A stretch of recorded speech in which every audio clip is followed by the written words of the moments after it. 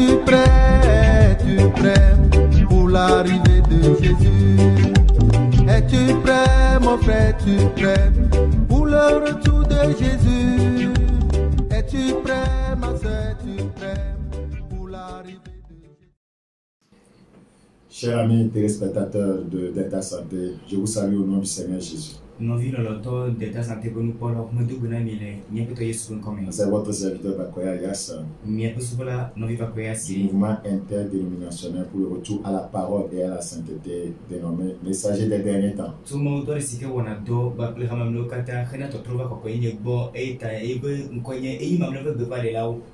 Il y a de cela quelques vendredis, je vous entretiens sur le sang de Jésus, quand le sang de Jésus parle. Quand le sang de Jésus parle. Nous avons parlé de l'importance du sang de Jésus. La fois passée, nous avons parlé du sang qui a coulé de ses mains. Et nous avons vu la révélation qui se trouve dans le sang qui a coulé de ses mains. Alors, ce vendredi, nous allons continuer avec le même thème. Quand le sang de Jésus parle. Et je vais vous parler spécifiquement d'un sous-thème. De quoi nous parle le sang qui a coulé de son dos? De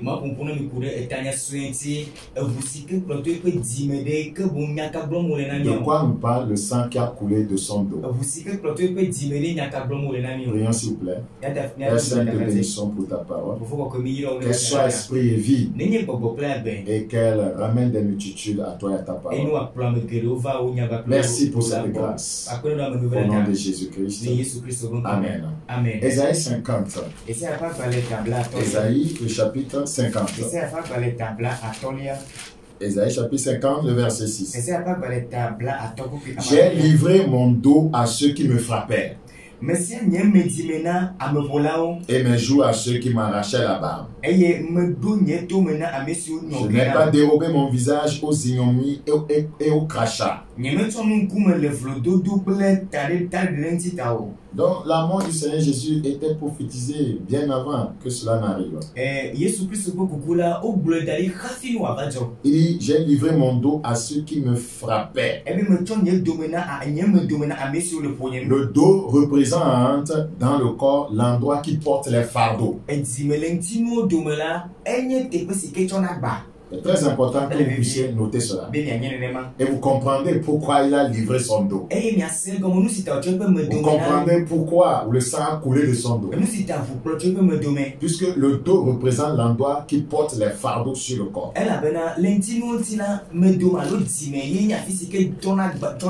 Regardez dans Lamentation chapitre 5.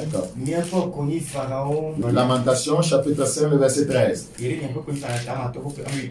Les jeunes hommes ont porté la meule, les enfants chancellent sous des fardeaux de bois. Les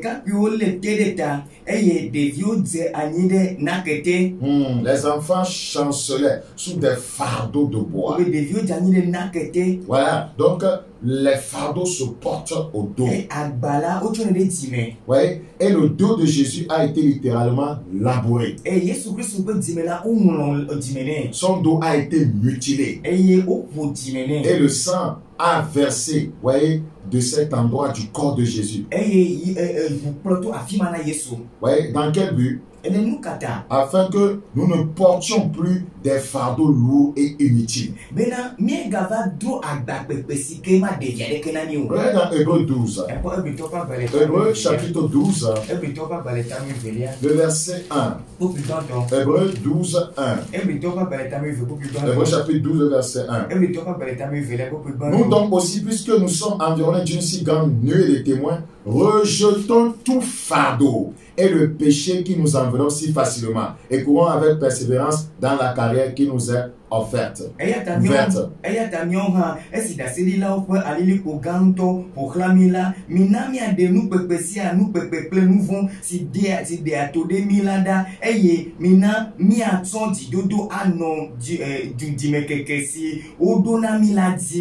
un fardeau empêche, voyez, une personne, voyez, qui le porte d'aller loin.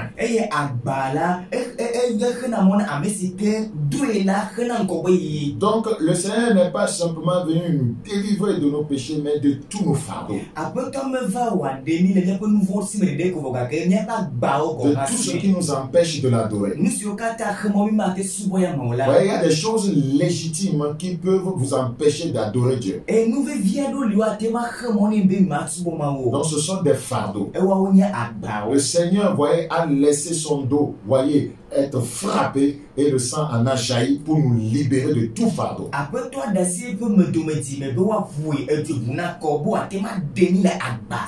C'est très important.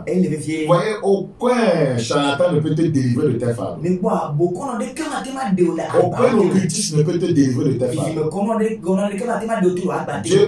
Le Seigneur Jésus a livré son dos de façon prophétique pour nous délivrer de tout fardeau.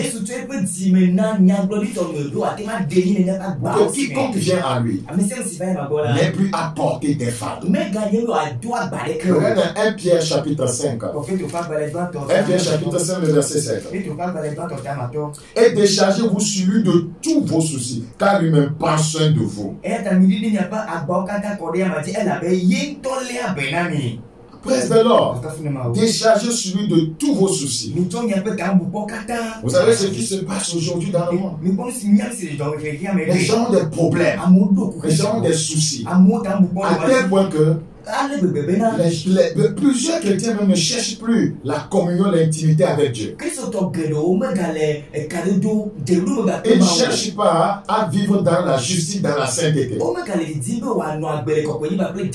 Beaucoup de chrétiens désertent, voyez, les vraies églises, les églises bibliques pour aller se rendre dans des centres, voyez, de prière, voyez, non structurés pour chercher la délivrance de leur femme.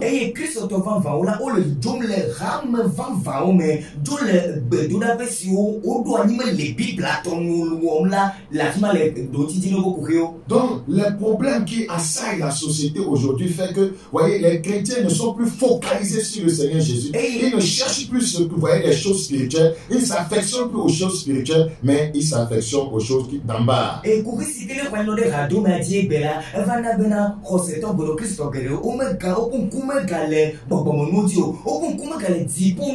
À cause de la vie chère, à cause des problèmes de famille, des problèmes financiers, les chrétiens d'aujourd'hui, voyez, sont en train de vendre leur droit d'aînesse à Satan. Ils préfèrent trouver la solution à leurs problèmes, voyez, que de pouvoir être en communion, être dans la sainteté, vivre dans la justice selon la parole de Dieu.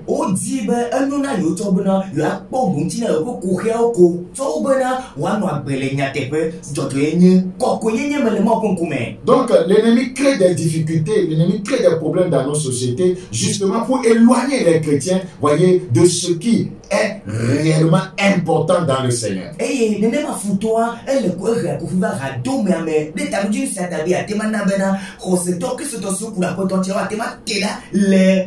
Le Seigneur nous dit de ne pas porter nos soucis, de ne pas porter nos fardeaux, de les décharger sur lui, car lui-même en prendra bien soin.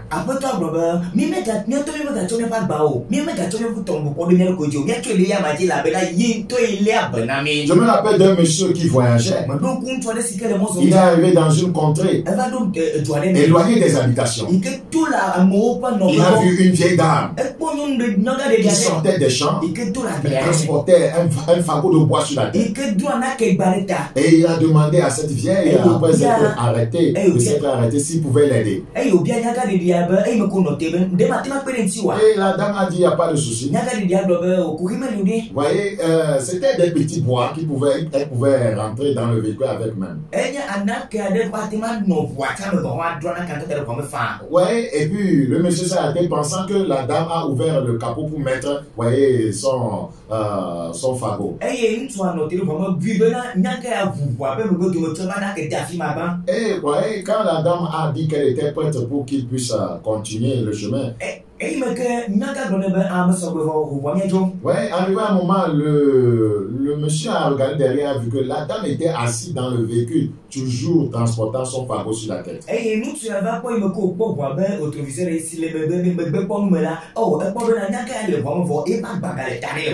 il a dit, mais maman, mais c'est la raison pour laquelle je t'ai demandé d'entrer dans le véhicule. Je voulais que tu te décharges de ton fardeau.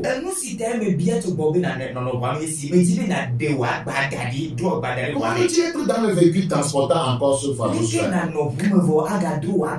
C'est exactement ce qui se passe avec les croyants. Ils sont, voyez, avec Jésus-Christ. Ils sont dans le véhicule de Christ. Continuent à transporter toujours leur fardeau sur la tête. Le Seigneur dit décharger cela. Je vais en prendre soin. Il y a des choses plus importantes. Vous devez avancer vers la justice, la sainteté, l'amour. Vous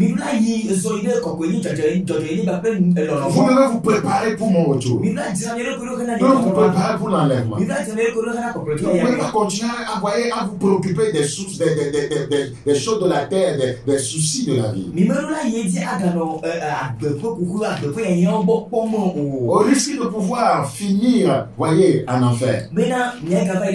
Parce que quiconque ne sait pas apprêter pour aller au ciel ne s'y rendra pas. Et beaucoup de pasteurs sont devenus des spécialistes en cela pour aider les gens à trouver des solutions à leurs problèmes terrestres, pas à leurs problèmes spirituels, pas à leurs problèmes de péché.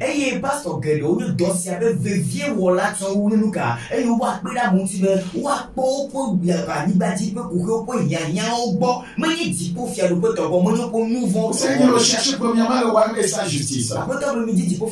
Les autres choses sont des bonus. Voyez, elles vous seront accordées.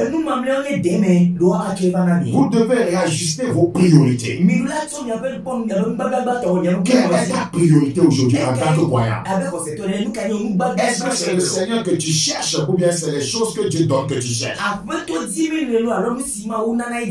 Est-ce que tu fais tout pour sécuriser ton salut? Parce que le Seigneur n'a pas encore changé son programme. Il reviendra certainement. La Bible dit dans Matthieu chapitre 11, Matthieu 11, le verset 28. Venez à moi, vous tous qui êtes fatigués et chargés, et je vous donnerai du repos. Cela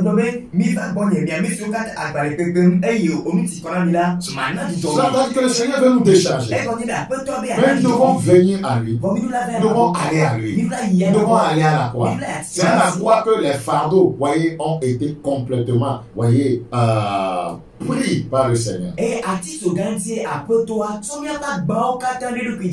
Ouais, c'est tellement important. Donc, le sang qui a coulé de son dos, le sang qui a coulé du dos du Seigneur Jésus, nous a offert par grâce la victoire, ouais, sur tout faux fardeau. Pourquoi il dit tout faux fardeau? Parce que le Seigneur a aussi des fardeaux. Et nous avons laissé les fardeaux du Seigneur. Ou bien pour mieux dire le fardeau du Seigneur. Pour nous occuper des faux fardeaux, pour porter des faux fardeaux. Dans la croix, par son sang, il nous a délivré des faux fardeaux. Et il nous donne le pouvoir de porter le fardeau, voyez, de Christ. C'est-à-dire le fardeau le plus important qui est celui de l'évangile.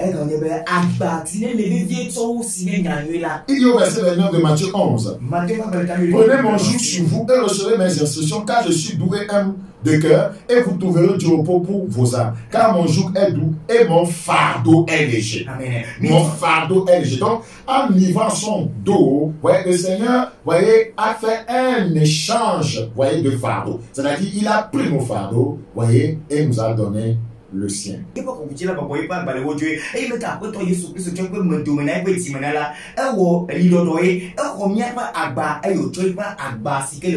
fardeau du Seigneur, c'est la prédication de l'évangile.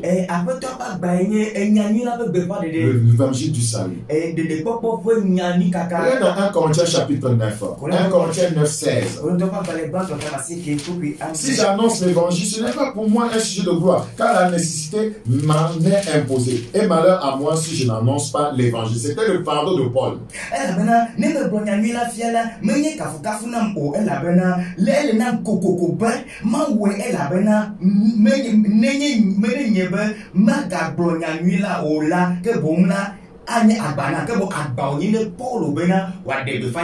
Paul était libéré des faux fardeaux. Et Paul était sous le fardeau du Seigneur Jésus. L'Église aujourd'hui ne porte pas le fardeau de Christ. Nous sommes là à combattre, voyez, pour les faux fardeaux. Donc par cette effusion de sang, Jésus nous a aussi donné la victoire sur la maladie. C'est la vérité. Dans Ésaïe 53, le verset 4. Ésaïe chapitre 54. 53 plutôt, s'il vous plaît. Ésaïe chapitre 53. Le verset 4. Cependant, ce sont nos souffrances qu'il a portées. C'est de nos douleurs qu'il s'est chargé. Et nous l'avons considéré comme puni, frappé de Dieu, humilié. Mais il était blessé pour nos péchés, brisé pour nos iniquités. Le châtiment qui nous donne la paix est tombé sur lui. Et c'est par ses meurtrissures que nous sommes guéris. Non, pas dire enlevé. Donc, c'est par ses meurtrissures que nous sommes guéris. La flagellation romaine était beaucoup plus cruelle que celle des Juifs. Parce que la loi juive limitait la flagellation au dos de la victime.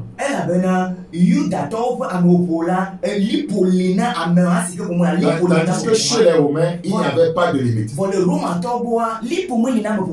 Oui, donc, chez le peuple juif, c'était 39 coups. Donc, c'est les Romains qui l'ont flagellé. Imaginez combien de coups il a reçu.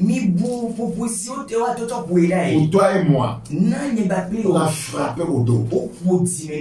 Il a livré son dos. Il nous délivre de nos fardeaux. Il nous délivre de nos maladies. Regardez dans Jean 19. Jean chapitre 19, le verset 1. Alors Pilate prit Jésus et le fit battre de verges. Voilà. Les soldats romains ont déshabillé le Seigneur. Ils l'ont attaché presque nu par ses poignets à un poteau. Voyez, de façon à ce que ses pieds perdent quelques centimètres au-dessus du sol. Et puis il le frappait à cause de toi et moi. Il le frappait à cause de ton vol. Il le frappait à cause de ta haine. Il le frappait à cause de tes masturbations. Il le frappait à cause de ton escroquerie, à cause de ton adultère, à cause de ta fornication, à cause de ta rébellion. Il le frappait à cause de ton occultisme, à cause de ton satanisme. Il l'a frappé à cause de ta masturbation. Il a subi ces maltraitances. Pour ton salut, pour mon salut. Ils l'ont frappé partout sur le corps. De façon cruelle. Avec des fouets faits de lanières. Ces fouets étaient faits de lanières, de cuir, auxquels étaient attachés des morceaux d'acier aiguisés comme des lames. Comme des lames de rasoir. C'est-à-dire quand ils reçoivent, voyez, un coup et qu'ils enlèvent la lanière, voyez, son dos était déchiré. À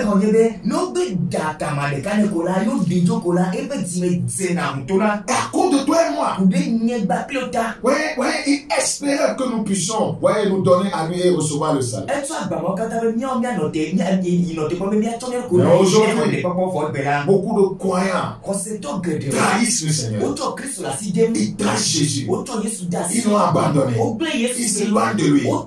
Ils sont plus fidèles à Christ. Ils ont oublié la souffrance de Christ pour leur délivrance du péché. Le sang coulait à flot. Ce sang qui parle mieux que celui d'Abel. De quoi nous parle ce sang qui coule des mains du Seigneur. Ce sang proclame que Jésus guérit. Il nous parle de guérison. Jésus guérit l'âme, mais guérit aussi le corps. Très important. Vous voyez lire Matthieu 5, 25, 26. Et la foi est le chemin des miracles. Vous devez avoir foi en lui et aller à lui pour obtenir votre délivrance du péché, votre délivrance des fardeaux. Tous les fardeaux que le diable a mis sur vous, tous les fardeaux que les démons ont mis sur vous. Vous voyez, Jésus délivre des fardeaux. Il a pris tout fardeau à la croix. Vous devez simplement l'accepter comme votre Seigneur Sauveur personnel. Renoncez à vos péchés. Renoncez, voyez, à tout ce que les Écritures condamnent. Et vous entrerez dans le salut. Et il vous déchargera de tous vos fardeaux.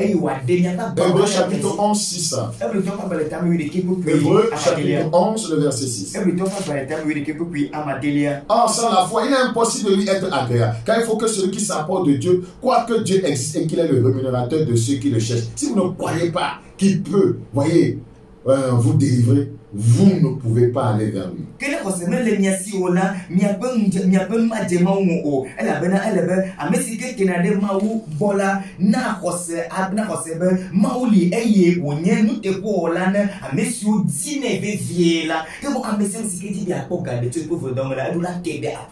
La foi a deux sources.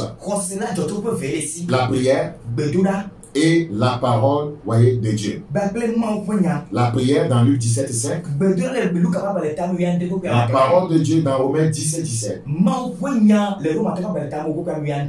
L'évangile ne déclare pas que nous chargeons Jésus, voyez, de nos péchés. L'évangile ne dit pas que, voyez, nous chargeons Jésus de nos maladies. Nous ne lui chargeons pas nos péchés. Nous ne lui chargeons pas de nos maladies. Les Écritures disent qu'il prend nos péchés et nos maladies. C'est lui qui les porte, ce n'est pas nous qui portons ça. Tu ne dois pas continuer à porter tes péchés, à porter tes fardeaux. Regardons dans 1 Pierre 2. 1 Pierre chapitre 2. 1 Pierre chapitre 2. Ouvre ta Bible dans 1 Pierre chapitre 2. Le verset 24. 1 Pierre 2, 24. Lui qui a porté lui-même nos péchés en son corps sur le bois. On n'a pas dit que nous lui avons porté nos péchés.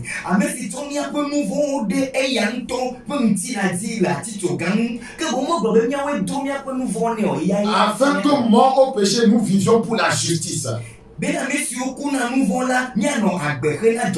ça veut nous libérer du péché pour que nous puissions mener une vie de justice. Lui par les multitudes duquel vous avez été guéris. De la même façon que vous croyez qu'il a porté vos péchés, croyez qu'il a porté vos fardeaux, croyez qu'il a porté vos maladies, et vous rentrerez dans votre miracle, et vous rentrerez dans votre délivrance. C'est ça la foi. C'est pourquoi il dit que la foi est le chemin des miracles. Venez à Jésus-Christ, confessez vos péchés conscients et inconscients, demandez la grâce, voyez, de le suivre. Renoncez au péché, renoncez au monde, renoncez à la chair, renoncez à Satan. En faisant une telle confession, il va porter vos péchés. Et vous pouvez, par la foi, croire que vous êtes sauvés. De la même manière, vous lui confessez vos maladies, vos fardeaux, vous renoncez à cela et vous croyez qu'il les a portés. Et vous verrez le miracle.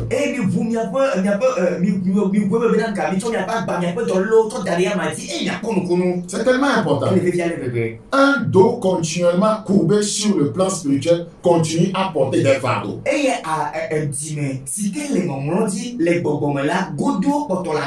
Jésus a pris le fouet à notre place. Le diable ne doit pas continuer à nous frapper.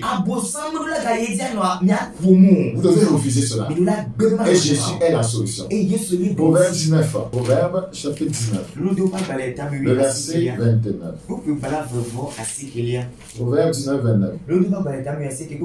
Les châtiments sont prêts pour les moqueurs et les coups pour le dos des insensés. Le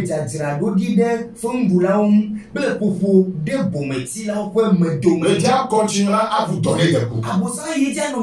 La Bible dit les coups sont pour le dos des insensés. Ouais, ne pas venir à Christ, c'est poser un acte insensé. Christ est la réponse au monde d'aujourd'hui. Dans Proverbe 26, le verset 3, le fouet est pour le cheval, le mont pour l'âne, et la verge pour le dos des insensés. La verge pour le dos des insensés. Jésus s'est fait insensé à ta place, a pris la verge sur ton dos pour que toi tu sois délivré et que tu sois censé et le servir. Amen.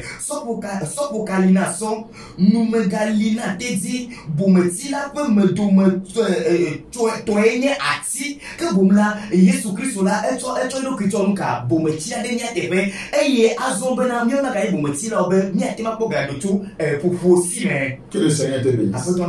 Le sang qui a coulé de son dos. Le dos représente la partie du corps qui porte les fardeaux. Donc en livrant son dos pour qu'il soit flagellé et que le sang en coule, c'est pour nous libérer de tout fardeau.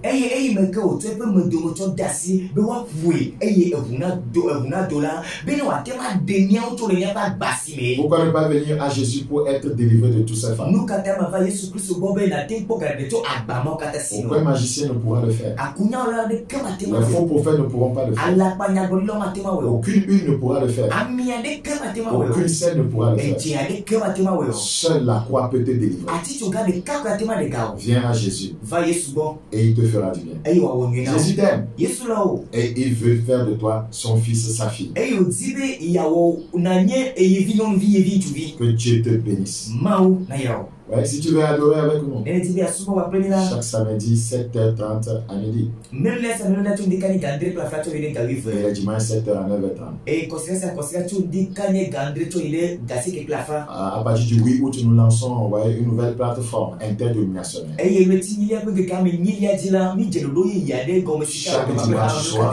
Chaque dimanche soir, 14h30 à 18h, nous sommes dans un programme important intitulé Fais brûler ta flamme. La flamme est en train de s'éteindre dans la vie de plusieurs croyants. L'église du Seigneur est en train de perdre son feu. C'est un programme interdénominationnel pour tout croyant de n'importe quelle église pour venir, voyez, recharger son feu et garder son feu.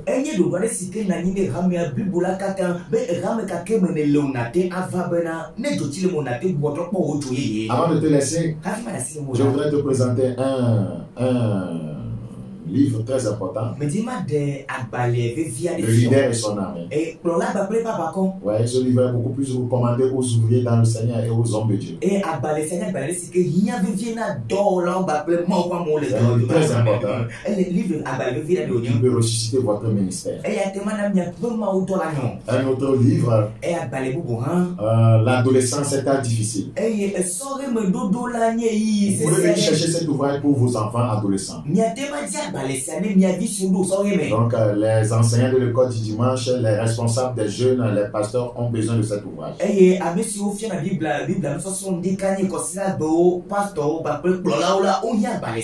Que Dieu vous bénisse. Nous sommes à Abouakakaveli derrière le stade JCA.